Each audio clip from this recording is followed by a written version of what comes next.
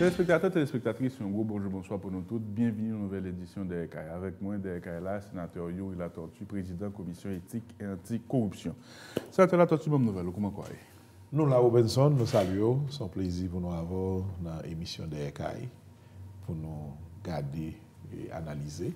Et nous saluer tous les téléspectateurs, téléspectatrices, fidèles, auditeurs, auditrices, émission ça. Nous sommes bien contents de vous, sénateur Latortue. Avec nous, nous allons aborder 2 ou 3 sujets d'actualité, de votre actualité ou d'une actualité qui a un intérêt certain pour le pays, la gestion des ressources publiques, la gestion des finances publiques et nécessité d'avoir une veille active sur ces sujets-là pour protéger les ressources de l'État. Par rapport à ça, il y a 2 dossiers abordés avec vous. Le dossier du contrat de l'État haïtien avec la firme allemande Dermalog pour mettre sous pied un système d'identité. On a souligné que il y a moins que 3-4 ans depuis Smartmatic, une firme vénézuélienne, a déjà mis un système d'identité là. Est-ce que c'était nécessaire d'avoir ce contrat? Nous allons le faire avec vous la genèse du contrat, historique de tout ça, les nouveaux éléments. Et pourquoi, par rapport à votre enquête, on peut peut-être commencer à se demander est-ce que ce dossier-là ne va pas devenir un scandale d'État? L'autre dossier qu'on va aborder avec le sénateur Latortue concerne les franchises montant explosé d'un exercice à l'autre. Nous passons en moyenne de 8-9 milliards à 19 milliards pour le dernier exercice. Comment se peut-il, dans un État aussi pauvre, que l'État haïtien doit concéder, arriver dans un niveau ça, et comment se peut-il aussi avec un niveau de déficit budgétaire de 27 milliards de gouttes pour l'exercice là, nous arriver dans doit concéder de l'ordre de 19 milliards. Et on a parlé tout de la politique et de la conjoncture qui est marquée par un dialogue difficile pour que nous sortions dans la confrontation qui gagne là. Une après l'autre et avec le temps nécessaire pour entrer dans les détails. Sénateur, fait pour nous genèse dossier Dermalog là et qui ça qui t'a attiré l'attention et quelles sont les anomalies qu'on relève? Très bien. Et Jean t'a dit tout à l'heure, le dossier Dermalog là, son dossier côté que l'État haïtien choisit pour signer un contrat avec une firme Dermalog, une firme allemande, pour moderniser le système carte identité, spécialement que nous gagnons dans ONI. Ça a attiré l'attention nous sur le fait que ces premiers contrats que moi-même depuis l'homme sénateur, moi ouais, que l'État gagnait, que l'a cherché des blocs en cob et que le contrat n'a pas signé par Cour des comptes. C'était la première anomalie qui était attirée l'attention. Et c'est là ça que nous demandons contrat et là nous demandons contrat, le ministère de la Justice fait tout ça le capable pour le baba nos contrat. Pardon? Le baba nos contrat. Pas sénateur, nous? Ah oui, et nous écrivons à travers les voies régulières. Président Lambert. Là, nous écrit là, ministre Fortuné qui était recevoir dans un premier temps, il n'a pas de gain à répondre puisque il a été retiré. Et nouveau ministre, là, ministre Ali, à l'heure actuelle, pas jamais répondre non. Depuis le ça vient attirer l'attention non. Et grâce à Dieu, grâce à service commission, à d'autres journalistes sont arrivés à joindre contrat. Immédiatement que nous joignons contrat, eh bien, il était important pour nous te garder pour qu'il ça Cour des comptes pas signé. Et là, on a vérifié justement, c'est là ça nous apprend que l'autre firme qui était là, les Smartmatic, qui était déjà que l'État a investi 50 millions de dollars là-dedans. Et firme ça lui-même, l'IT a travaillé sur le dossier ONIA, et elle t'a dit que le besoin de 2 800 000 pour le mettre le système là à jour. Ça vient attirer l'attention, non? On firme qui l'a, qui bat un document qui dit mais ça a le besoin et l'État qui signe l'autre contrat pour 27 900 000 dollars. Nous avons cherché, nous dit si l'État signe un contrat et que nous ouais en dedans contrat que nous mettons comme la bail le Cour des comptes signé et que Cour des comptes pas signé, nous dit attention, nous pas juste demander pour yo bloquer le contrat. Mais c'était bien compté mal calculé puisque entre-temps eh bien, ils dit nous qu'il y a une première tranche qui est débloquée. Pour nous, ce qui était impensable, puisque le contrat a même dit qu'il a débloqué comme là, le que ils sont arrivés à une signature Cour des comptes. Là où non, et pardonnez-moi, sénateur, dans l'article 4.1 de contrat, le montant total payé à l'État haïtien pour l'exécution, payé par l'État haïtien, pardon, pour l'exécution du présent contrat est de 27 700 000 $ américains. Cette somme sera versée par tranches successives conformément aux modalités suivantes. Une tranche initiale de 30% du montant total du contrat sera payée d'avance dès réception de la notification, et je souligne, d'approbation du présent contrat par la Cour supérieure des comptes et du contentieux administratif. C'est ça. C'est-à-dire le fait que le contrat n'est pas signé, nous pensons pas de transfert. L'heure qu'on y a nous demandé au ministère des Finances, est-ce que tu as un transfert qui fait encore pas de réponse? C'est le ça que nous écrit président BNC à M. Pardo, qui lui-même confirmé que le 13 juillet 2018, l'État haïtien transféré 8 200 000 $ à firme d'Herbalog. Malgré que le Cour des comptes pas signé.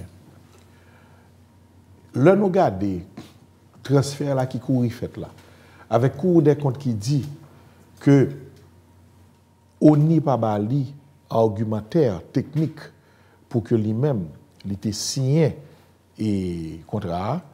Et deuxièmement, on n'y pas de voyer justement contrat dans la première fois qu'il était voyé là comme dossier de sécurité nationale. Mais avant là, on y dit système inutilisable, un système qui coûtait 50 millions de $, si vous comprenez bien. Exactement. Système inutilisable, c'est ça qu'il dit. Il a fait un nouveau contrat pour 27 700 000 $. Contrat il fait le contrat il dit faut qu'il approuvé par la Cour des comptes pour joindre 30% dans 27 millions. C'est ça. Cour des comptes pas signé. Oui. Mais il y a des gens qui signent quand même. Par exemple, pour l'État haïtien, on dit nos ministres et justice, M. Fortuné, le ministre des Finances, M. Salomon, M. Jude, le directeur de l'ONI, Jacques Elibert, et approuvé par le Premier ministre. Le Premier ministre, et là, ce qui est une anomalie. Dans la partie qui concerne les Cour des comptes, c'est vide. Vide. Okay. C'est-à-dire, il n'y a j'ai bien résumé. Oui, il n'y a pas eu d'approbation de la Cour des comptes, parce que la Cour des comptes fait deux remarques. Dans le premier temps, la Cour des comptes demandait pour faire appel d'offres. Parce que la Cour des comptes recevoir le contrat et que que le contrat c'est gré à gré. C'est la firme d'Herbalog avec l'État haïtien. Il n'y a pas eu d'appel d'offres. La Cour des comptes dit que ceci est anormal selon la loi sur l'appel d'offres. Il faut qu'il y ait un appel d'offres. Il retourne à l'État. Et laisse à l'État déclarer que le contrat c'est sécurité nationale. Et même là encore, lorsqu'un contrat fait partie justement de la notion de sécurité nationale, ou qu'a fait un appel d'offres restreint, ou qu'a choisi 3 firmes, ou pour meilleur là. Alors ça, ils font même, ils font gré à gré. Gré à gré, c'est la seule firme qui existait dans le domaine là. Ou pas l'autre firme, quel que soit côté où aller, pas l'autre firme, ou obligé de faire gré à gré. Mais là, c'est sécurité nationale, c'est un appel d'offres restreint. Et là encore, loi sous passation de marché public là, si je dis bêtises corrigées, il soulignait que quel que soit le contrat qui engage l'État, il faut qu'il y ait publicité. C'est-à-dire mettre public là au courant. Exact. Et non-respect de cette disposition-là, qui rend le contrat caduc. Je ne parle pas avec là, même c'est dans le gourmet pour te bon contrat. Ah oui, non, gourmet pour il n'y avait pas de publicité. Non, il n'y avait pas de publicité. Et je vais vous dire quelque chose. Lors de l'audition, le directeur de l'ONI dit, là en France, là, il choisit firme, et il signe un contrat avec elle. Choisi? Oui, il a choisi. Je me dis, monsieur, je ne peux pas comprendre. Vous n'êtes pas responsable d'une firme privée. Vous êtes directeur de l'ONI, d'une institution de l'État. Comment faut-il choisir firme? Ou qu'à inviter des firmes, viennent dans l'appel d'offres. Mon pas qu'à choisir. Et c'est à ce moment qu'il a eu à me dire, je suis accompagné de première dame là. Comme si c'est pour le dire, une autorité qui te doit faire ça. C'est la déclaration du directeur de l'ONI. Est-ce que vous comprenez la mentalité dans l'État? Il y a la loi sur l'appel d'offres qui dit qu'il faut une publicité, il faut qu'il y ait appel d'offres restreint en cas de sécurité nationale. Et puis, le directeur de me dire, j'étais accompagné de la première dame. Et il a maintenu cette déclaration? Ah oui. Non, maintenant ce qui est arrivé, le ministre de la Justice a eu à l'appeler, il y a eu un huis clos à l'oreille, et puis il est revenu pour me dire, ah, sénateur, c'est dans l'avion que j'ai rencontré. Hein? Et puis j'ai dit, mais vous mentez devant la commission et directeur. Comment c'est dans l'avion que j'ai rencontré là? ou rencontrer l'avion, très bien, mais immédiatement arrivé à l'aéroport, première dame, le tabac, le côté, le aller. Vous avez passé 3 jours avec la première dame, du 27 au 30, à Cannes, dermatologue était présent. Et c'est là ça que nous venons comprendre dans l'État qu'il y a un problème. Puisque première dame dit dans notre LIA que le patal n'a pas comme ça. Oui, elle a démenti. Hein. Oui, elle a démenti. Mais pourtant, on a vu que la première dame était bel et bien présente à cette conférence Trust Tech à Cannes. Pendant 3 jours, elle était là. Et le directeur de l'ONU était là pendant les 3 jours. Et dans les journaux de l'époque, dans le journal de novembre, on a mis Loup Haïti que la première dame était là, d'après ses dires, pour évaluer les questions de technologie par rapport à la question d'identité en Haïti. Qui compétence peut madame? Aucune. La première dame n'a ni mandat, ni qualité pour ce travail. Deuxièmement, la première dame a fait sortir une note et elle n'a rien mis concernant l'identité. Alors que, pendant l'époque de octobre à décembre, la première dame a participé dans au moins 5 activités d'identification. Elle a été à l'hôpital Espoir, elle a été en France en 3 fois, elle a parlé de ça. Donc, en fin de compte, la première dame avait le lead de la question d'identité et elle a conclu tout cela en choisissant, en allant maintenant à Cannes avec le directeur de l'ONU. Lorsque le directeur a fait déclaration, moi-même, moi, pensais que, écoutez, nous allons approfondir. Mais là, on commence à avoir une suspicion. Pour qui ça, il y a menti, pour qui ça, cette omission, maintenant, premièrement, de la question d'identité, il n'y a pas soulevé ça. Mais maintenant, la première dame a dit qu'elle n'a pas été, mais elle a été. Le directeur de l'ONU aussi était là. Et le directeur de l'ONU a affirmé qu'il était accompagné de première dame là. Donc ça veut dire que Guy Sowash, surtout que Robinson, là, on prend tout problème qui arrive dans le contrat. C'est le premier contrat, oui. Actuellement, pour la question du Parlement, puisqu'on connaît des présidents, Sénat, il a déclaré bâtiment de sécurité nationale. Mais il a passé dans le CNMP, il a envoyé dans le Cour des comptes pour signature. Et le Cour des comptes pour le CN, nous pouvons avancer.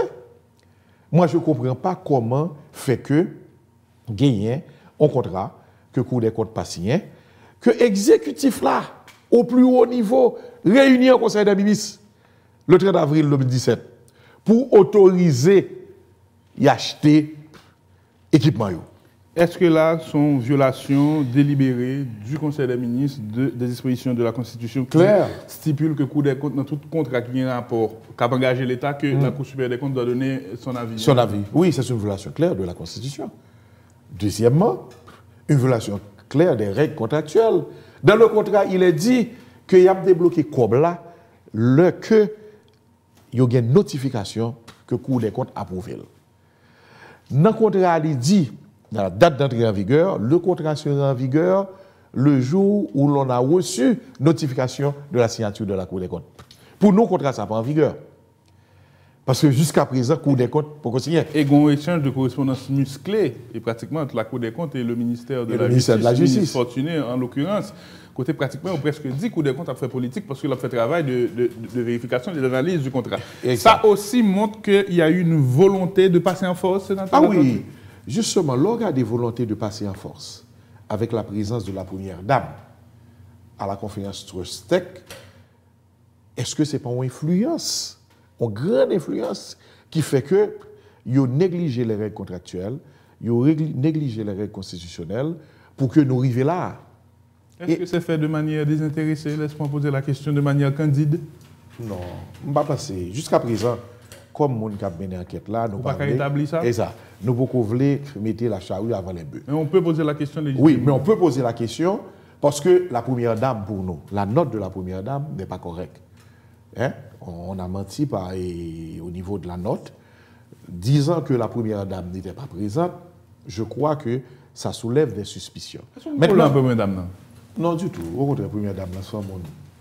Moi, je pense que depuis le noté dans la campagne, c'est un monde qui est simple, c'est un monde qui est toujours là et retiré, qui est toujours, moi, qui dit, facilité question. Moi-même, personnellement, moi, j'étais là. Mais Robinson n'a parlé de l'État, n'a parlé de mauvaises habitudes, n'a parlé de comportements que je pensais qui inappropriés dans l'État. Imaginons, si une première dame qui a influencé des contrats pour qu'à chaque fois, il n'y ait pas respecté l'institution constitutionnelle, la Cour des comptes, moi, je crois que c'est extrêmement grave. Est-ce que vos pères sénateurs sont conscients de gravité ça, on peut expliquer là? Mes pères sénateurs sont conscients d'une gravité pour le moment. Que Cour des comptes pas signé un contrat et que ceci est grave. On a admis au cours de l'édition qu'il y a une grave erreur de la part de l'exécutif. Mais le directeur ONI, vient citer nos premières dames là, il y a presque 2 camps. Il y avait un camp de la commission, sénateur Dumont et autres, qui disaient c'était extrêmement grave que première dame là, qui n'a ni mandat ni qualité, fait partie de délégations pour aller évaluer firme. Alors que de l'autre côté, il y a d'autres sénateurs qui disaient écoutez, il faut nous minimiser ça, c'était juste une visite de routine. Moi, je crois que, bon, là, aller en fonction du Parlement qui divisait en 2 grands blocs politiques, mais moi, je crois que, m'a dit, collègues sénateurs, on ne peut pas.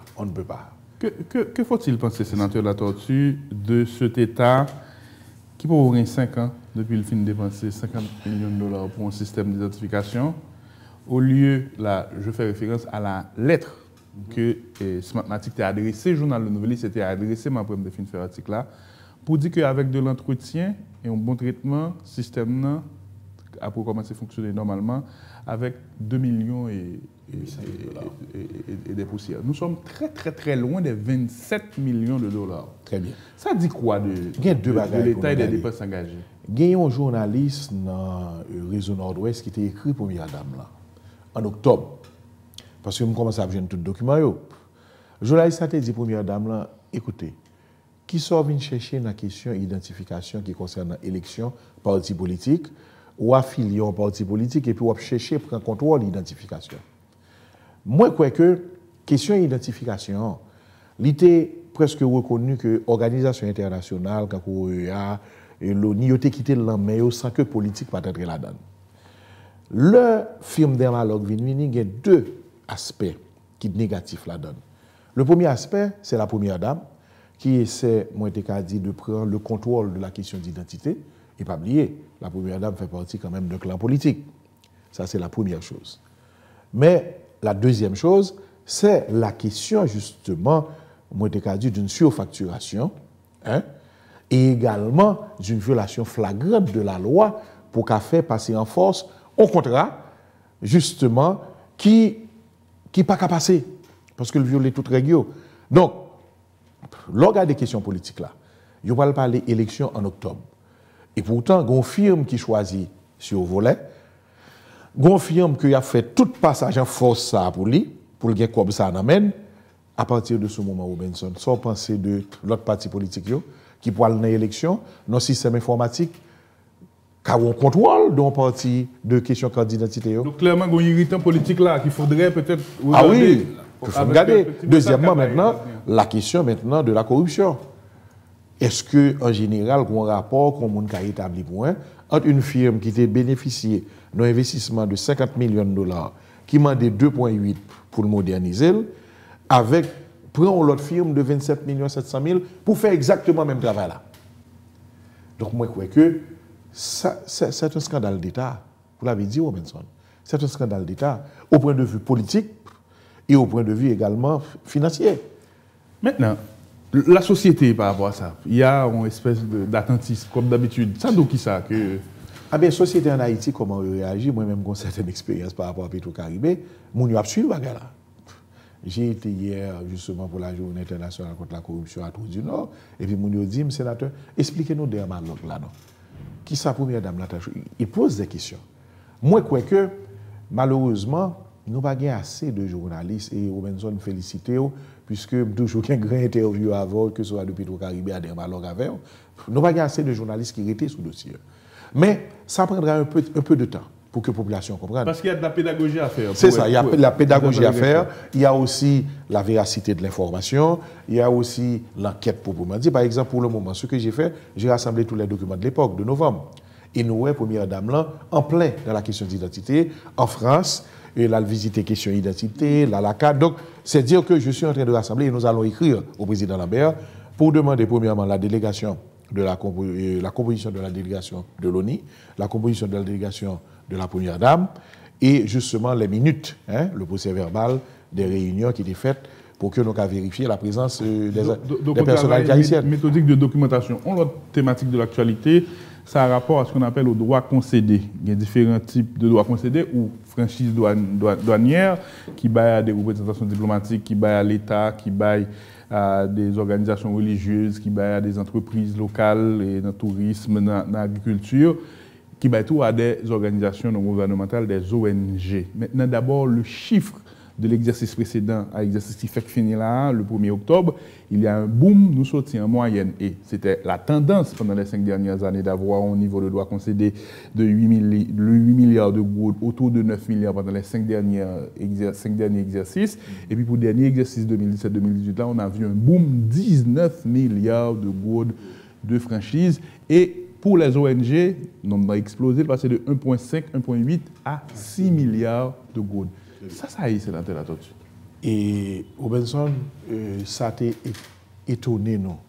Puisque au mois de janvier 2017, nous avons soulevé la question des franchises.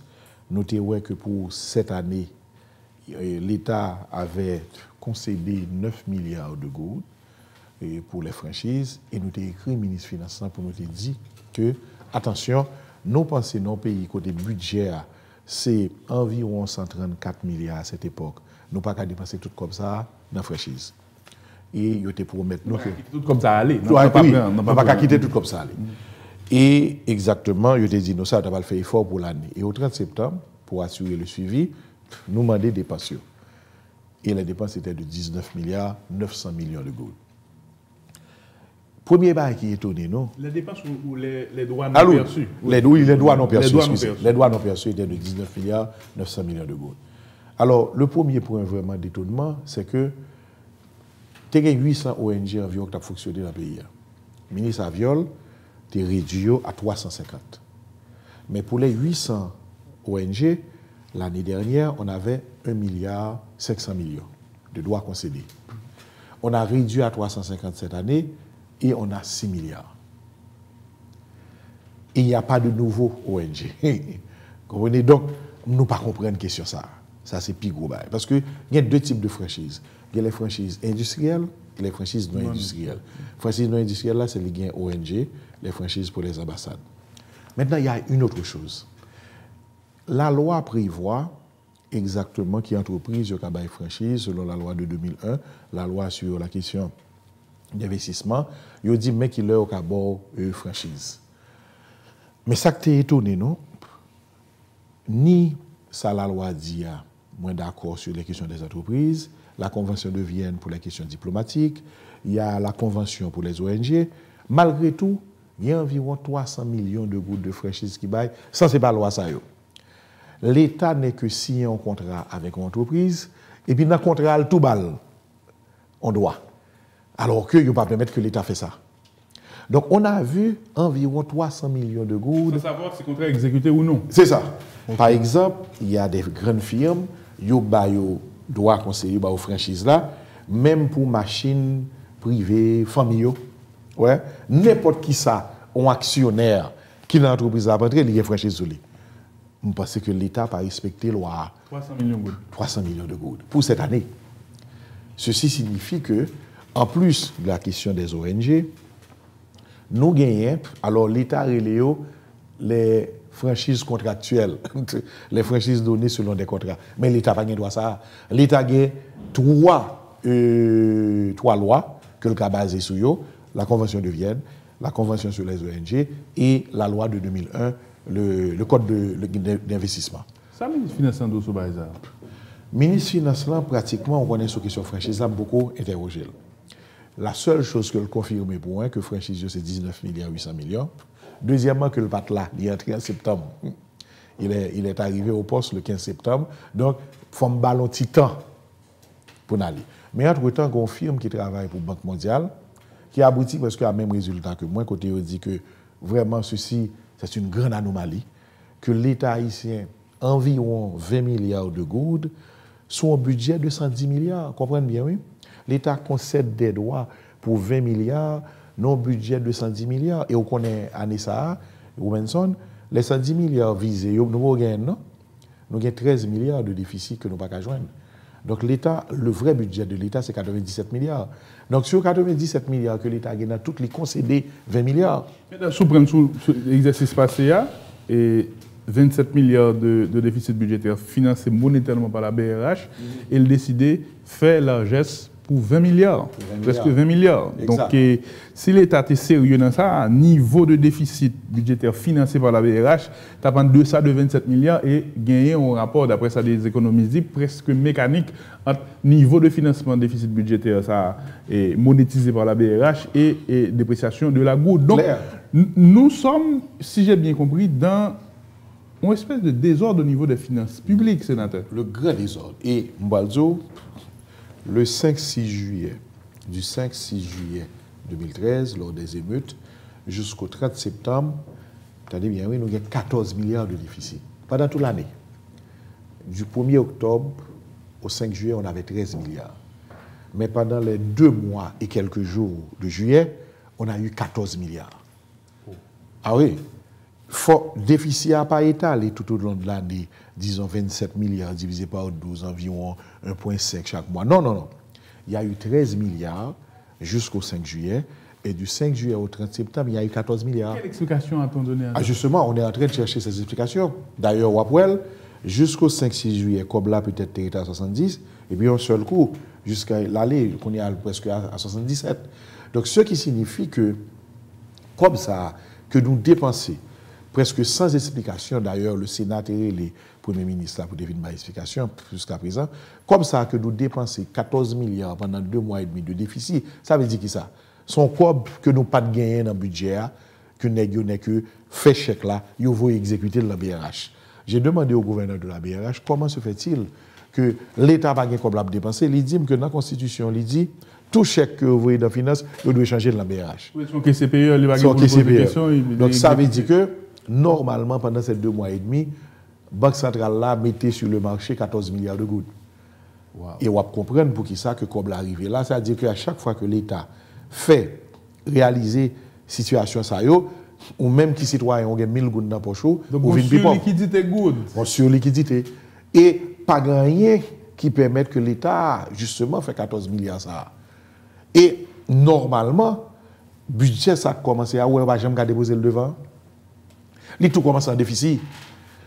Il tout commence en déficit parce que déjà des dépenses extra, par exemple de comme il y a débloqué pour intelligence, pour manifestation, c'est pas comme qui n'a. Mais sénateur, très clairement là, à vous écouter, que des gens qui ne veulent pas, il faut l'aller, mais les vraies anomalies sont là. Non, moi-même, moi, je dis, c'est pas là où, quand vous voyez un président aller, le président a pris son côté, a bien un désastre économique. Parce que je dis à ça qui vient arriver, c'est que ou pas kakembe dans la situation ça. Tout le monde a parlé de problème Petro-Caribé, c'est vrai, c'est un problème. On a parlé de dermalogue, mais il y a un vrai problème économique de désordre financier. Donc il y a plusieurs veines ouvertes. Ah oui, plusieurs veines. Petro-Caribé, dermalogue, franchise, déficit budgétaire. Déficit budgétaire. Et je pense que c'est ça plus grave, parce que je dis à ça qui chaque Haïtien, chaque jour, l'État prend comme dans la poche. L'État prend comme dans la taxe. Mais là, l'État dépense ça par gain, il prend dans la poche. Ou gain 1000 gouttes, il vaut $15. Jodi, il vaut $12.50. L'inflation. Et peut-être, d'ici décembre, il vaut $10. Donc, l'État a réduit la possibilité chaque Haïtien parce qu'il n'a pas gagné aux disciplines budgétaires. Est-ce qu'on parlait à Premier ministre Jean Risséan sur ça, sénateur? Est-ce qu'on parlait à président sur ça? Le Premier ministre a dit, il constate, ce sont les chiffres de la banque, mais lui-même, comme il va là l'entrée le 15 septembre, il faut la vérifier. Pour qui ça, il a dépensé 14 milliards. Et jusqu'à présent, Robinson, séance de l'autre jour, c'est 5e séance pour le TE. Oui. Première séance, c'est la question de déficit budgétaire. Oui. Mais le gouvernement a fui. La fui.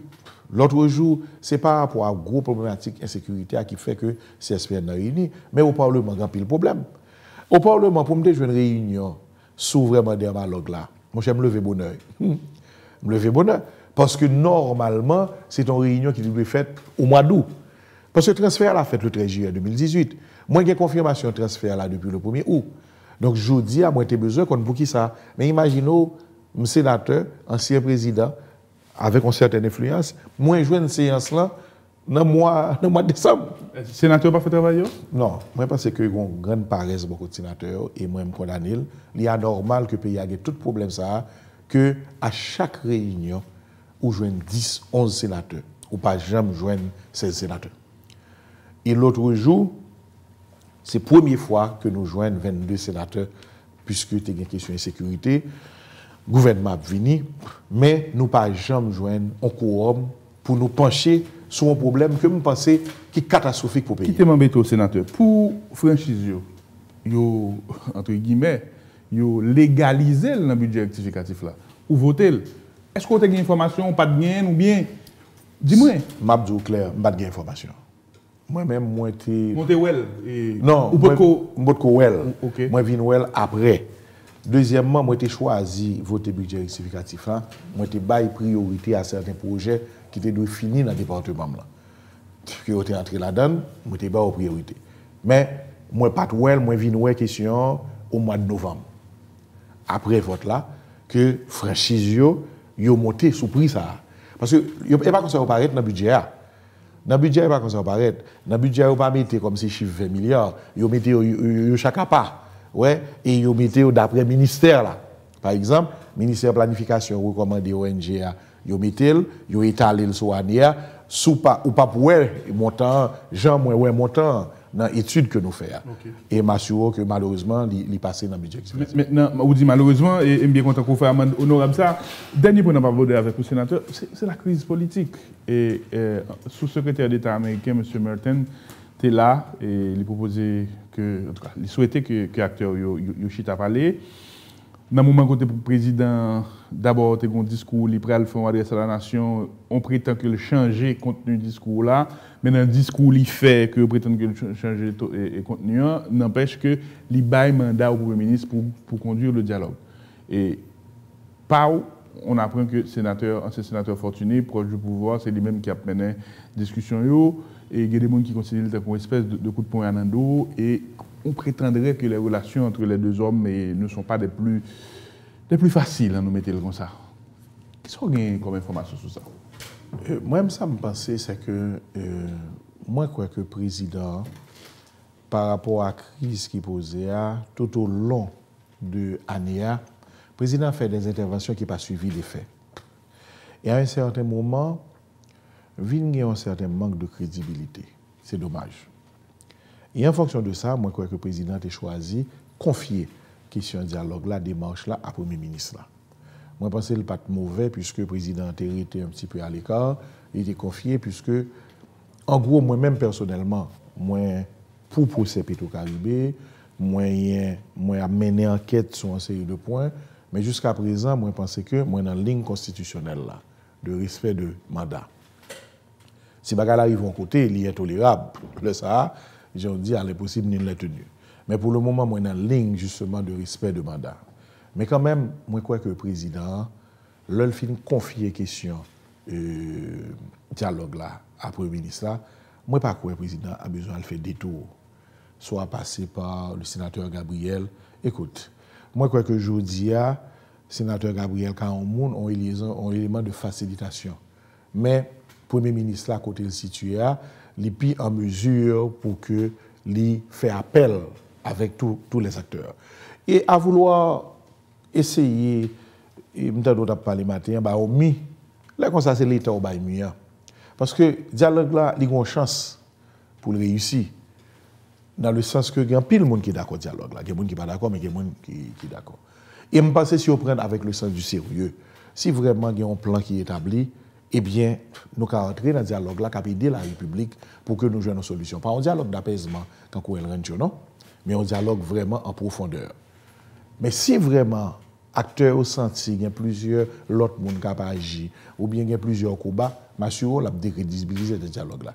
Et le ça, le président qui arrive en côté, il y a peu de paroles qui étaient pour lui, pour le dire, parce qu'il épuisait toute carte. Et là encore, il n'y a pas de confiance. Donc, dans ce sens-là, moi, je pense que il est extrêmement important que vraiment le président rectifie la question. Parce que jusqu'à présent, il n'y a pas de déclaration de la présidence.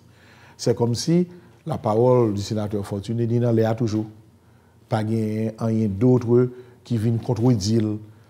Ouais. Alors que après, ils ont fait déclaration de première dame là, mais bureau a fait sortir une note, quoi que note là, pas bon. Mais ils ont fait quand même sortir une note. Mais pour le sénateur Fortuné, c'est comme si ça, monsieur Dia, c'est un acquis. Merci en pile, sénateur Latortue. J'espère recevoir une autre fois qu'on a derrière là. Juste au mon abdi, sur la question franchise là, ils mettez, par exemple, entreprise que vous avez franchise dans la question taxio, mais nous pas voté chiffre là dans là. Parce que il y a partie taxio et il y a partie recette, vous mettez la donne, mais qui concession que vous faites. Mais il n'est pas voté en le budget. Voilà, merci pour cette précision, sénateur. Peut-être nous recevons dans l'autre occasion. Merci à moi de vous remercier, c'est toujours un plaisir. Le plaisir est pour nous. C'est là que nous mettons bout dans l'édition ça veille thématique sur les sujets en rapport aux finances publiques.